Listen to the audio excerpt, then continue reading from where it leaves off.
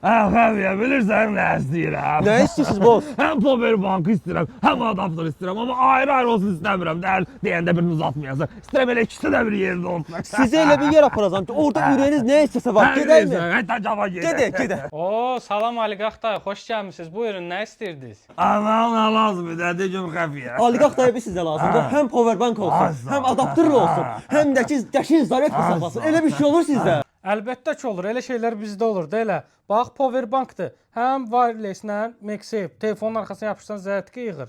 Həm adapterdir, rozetkaya taxdın, həm powerbank, həm telefonu sürətli doldura bilirsən. Burada USB-si də var. USB-si ilə də telefona qoşub rahatlıqla tez bazar doldura bilərsən. Bax belə keçirtdim, burada arxasında yeri var.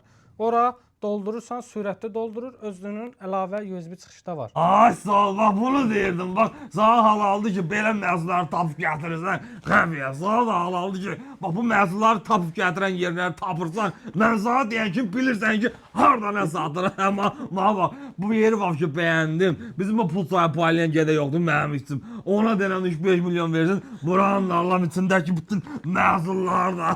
Oldu boss.